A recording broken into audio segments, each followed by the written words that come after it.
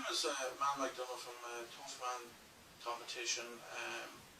I just want to do a story. I'm after hearing something in the past couple of weeks concerning a very good friend of mine, and it's disturbing, and it's just snakes in the grass basically. And I want to clear up a few issues for people and expose a lot of criminals that's involved in bare knuckle boxing, that's involved in organising fights, and death threats that's been sent to a friend of mine, a very, very good friend of mine. So this is what I'd have to say. John L. Sullivan was the last bare knuckle champion. He was the 1880s or 1890s, I believe. 1882, 1888, 1883. I couldn't tell you how many fights that he had, but we'll push it forward 80 years. So John L. Sullivan was first bare knuckle champion. So then, he was the last, he was the last bare knuckle champion. I don't really know much about him, and I couldn't really tell you much of his history because it's that far back. But I'd have to look up. But I can throw in what I know anyway. So that's about all I can basically do. So we push forward, say, to the mid 70s. There's a young man born in Canada. Now I'm not going to give his name at the minute because I want people to listen to the story before we get to that. Right? Came from a working class family. A poor family, but a good family, good Christian family, God-fearing people, God-believing people, you know. But got nothing for nothing. Always had to look at something and think about, have I got the price of it? Can I work for it? Fight for their dinner. Sometimes the money is not there, sometimes the money is there. Anything they got, they fought for it or they worked hard for it. So, many years.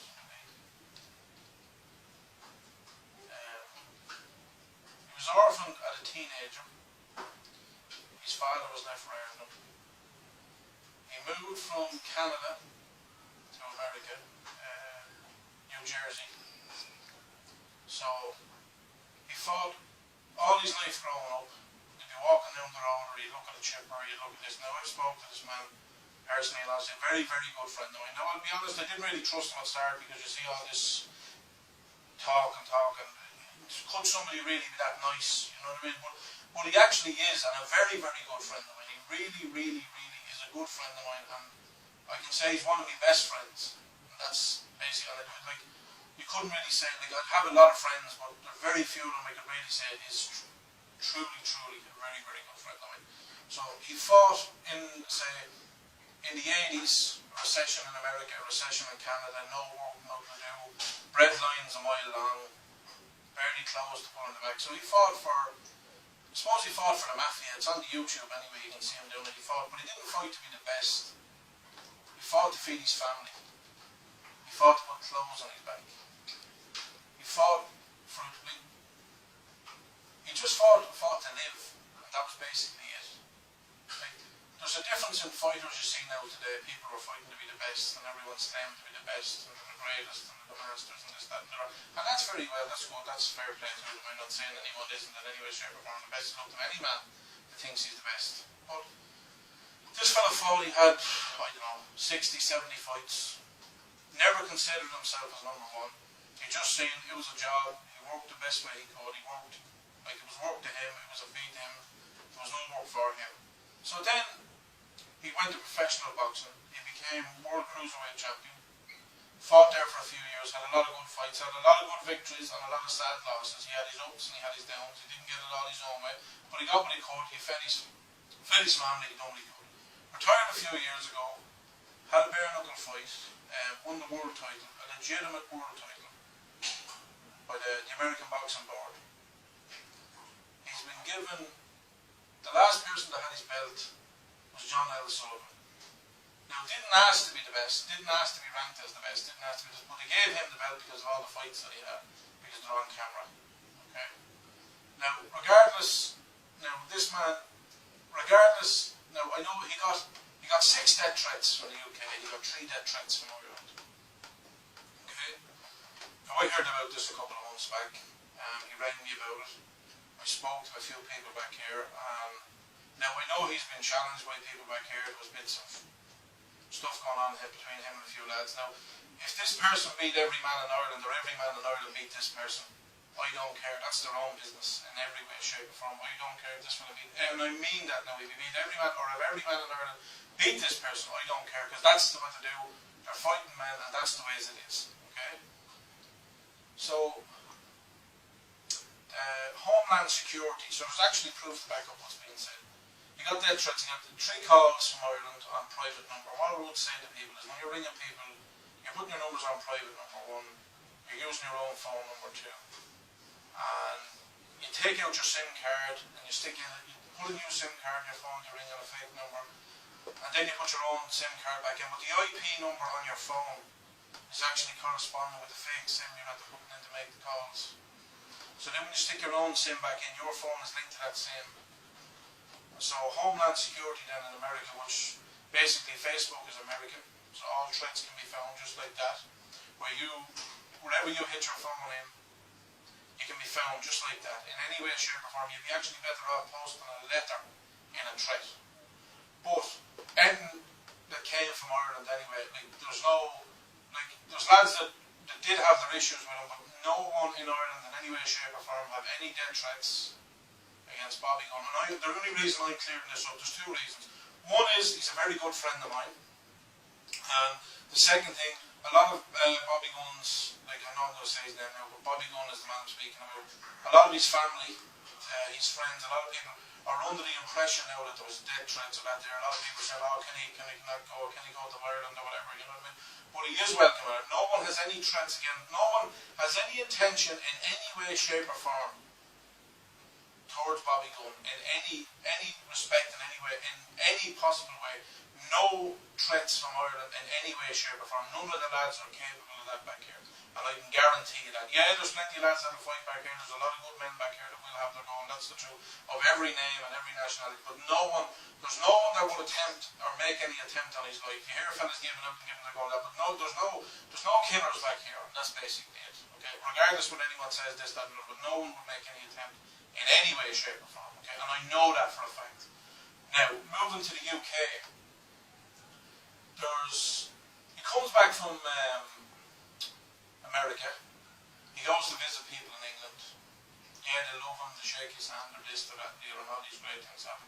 He comes to Ireland, meets everyone, a few photographs. He came here, he stayed here for a couple of hours. We were yapping away. He's a very good friend of mine.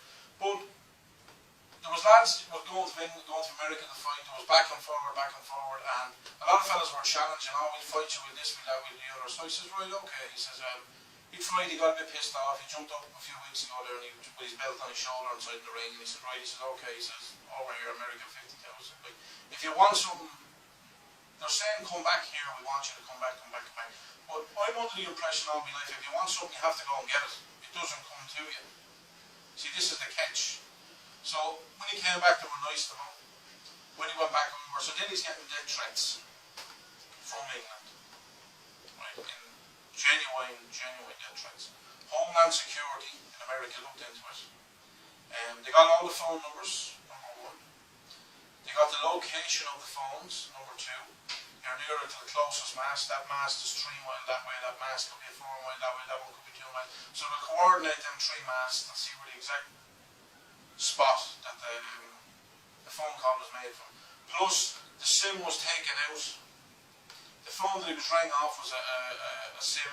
The SIM was taken out. The SIM was dumped after the phone was used, and the person actually put in their own SIM. There was 6 phones, and it was done. 4 of the phones are after coming back. 2 of the phones were probably quick throwaways, but 4 of the phones are after coming back as people that basically that he was dealing with in England, and people that he appreciated, and people that he got along with. So, bare knuckle boxing in America, it's about being the best, being this, being that, being the other. Now, Bobby Gunn, as far as I know, the only man he's interested in fighting, and he's no interest in fighting anyone else because he's running his own bare knuckle thing, and like he's getting on an age then as well. So the only person that he's really interested in is Combo Slice, because it's kind of an American thing where they're jawing at each other, who's the best, who's America, this, that, and other. Combo Slice has a big following in America. Bobby Gunn has a big following in America. So that fight will generate a couple of million, could generate 4, 5, 6, maybe 10 million in America. Whereas you can come back to Europe and maybe fight for 20 or 30 grand. So it's not really, it doesn't really pay, you know what I mean? Any smart person there will chase the money, basically. That's what it's about. So, If he goes back to England, he's going to be killed. There's serious threats on his life. And he's been notified by Homeland Security there is threats on his life. Now there's something going on in Scotland Yard.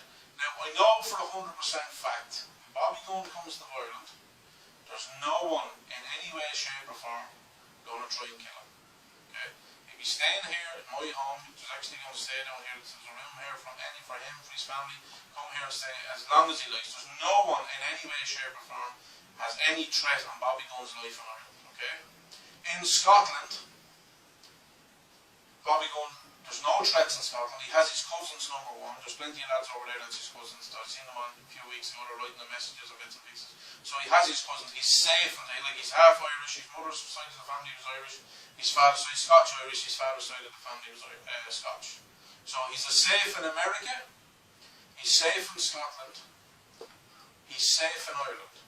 There's threats coming from a criminal gang in the UK that's involved in bare knuckle boxing. The man showed them, gave them a hand, gave them an olive branch, spoke to them, good friends with them, and then they get to know him, then they go behind his back, they stick all the stuff up on Facebook, what to do, what they wouldn't do, all the bad mouthing, the this, that, the other, and they're all only a load of beer bellies if you look at them, most of them now. There's a lot of very good fighting men in England, there truly is. You turn on YouTube there and there's serious lads that can have a crack in England. That's true. There's lads in Scotland. There's serious, there's as good as fighting men in England as what's anywhere in the world, and you don't hear them giving out. To get into the ring, you can see them, they're on YouTube to look at it. Friends with a good few lads from the UK that can get it, and serious lads that have a look at. They don't threaten anyone, they don't do this, they don't do that. But there's, I'm not naming towards any fighters in England because they're only fighting to be the best, to win their titles, to make a good bit to feed their family. And that's brilliant, that's actually a good thing. There is good promoters in England, there truly is now. A couple of very good friends of mine, but I won't mention them. But there is. But there's a certain crew that Bobby was friends with. Things went a bit sour. And now they have these enforcers and debt collectors and all, and they're all rolling into one gang. They're going around with their sunbeds and their shaved heads and their tattoos and fancy suits and they're this and that, and they're going to kill you, they're going to do this to you, they're going to do that to you, they're going to do the other to you. And it's disgraceful. Like, if you look at England there, they were known for fair fights, bare knuckle fighting. But yet, if a man comes back there, they're actually trying to kill him rather than fighting him. Do you know what I mean? Like, that's an absolute disgrace. Do you know what I mean? For a man to grow up as an orphan, number one, that didn't have anything, fought just to feed himself, but he didn't have no money in the bank, no social welfare, no nothing, breadline a mile long, fought the best way he could, done what he could in his life, not to be the best, not to be given any titles. The only thing he could do was with his hands. That's the only two tools that he had. The only way he knew how to make a living was with his two hands. Now, fair and honestly in the ring. Now the situation is there's death threats from the UK where they're trying to kill him. Now it's a disgrace. Where a man can't travel to England, where people in England have threats on the man's livelihoods. It's wrong, threatening his boy, threatening his family. Now his missus over there, the woman, like, she didn't know what to do. She was truly it's hard to know. Like, she's like any wife, I suppose. She's going to worry. Like, she's worrying getting into the ring, I suppose. She's well used to it at this stage, but now she has to worry about, right, he's retired out of the ring. That's it, I have him back now. No fear of him coming back with broken nose or cut eyes or this, that, and other. Now she has to fear that if he gets on a plane that he's going to be killed. Like, that's an absolute disgrace. It's a shame on you. It's an absolute shame on you. And like, if Bobby Gunn is in England, if he goes to England, he won't be on his own. That's the truth. So if you think you'll be coming for him, you'll be coming for an awful lot more, because there's a lot of friends in England. Bobby has a lot of friends in Scotland.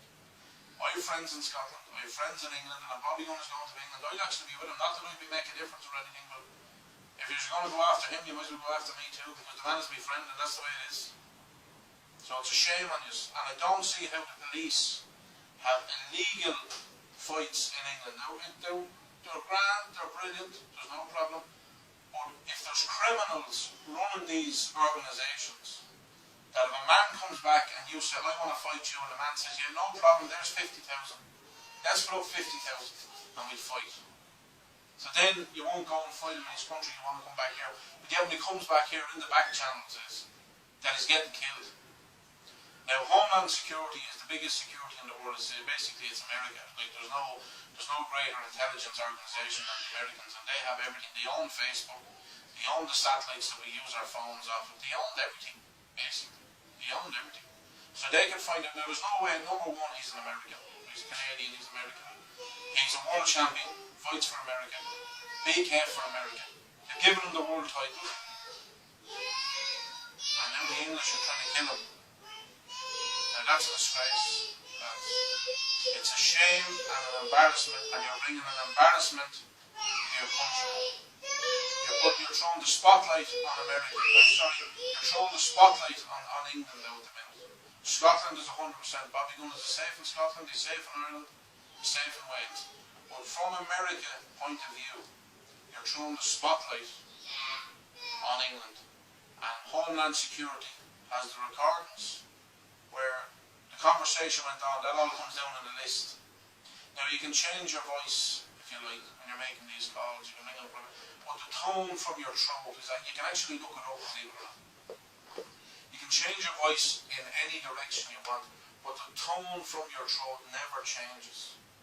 Like, anything you can do with your voice, it doesn't matter, because you can do nothing. There's nothing you can do with your throat. Okay.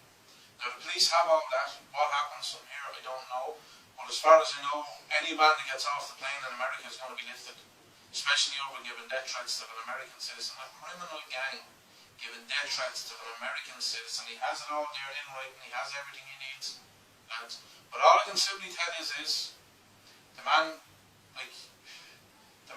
he's a Christian. The man's with God. The man walks with God. He prays to God. He goes, he does things. I do similar myself. I gave my life to God 2 years ago. So, it's a shame on you. It's an absolute shame. But just to simply say, I don't mean anything rude or any way, but you can take it any way you like. Bobby Gunners not on his own, and that's it. A good boy, lads. Shame on you. But what I will say is, before I do go, everyone that sees this video, share it.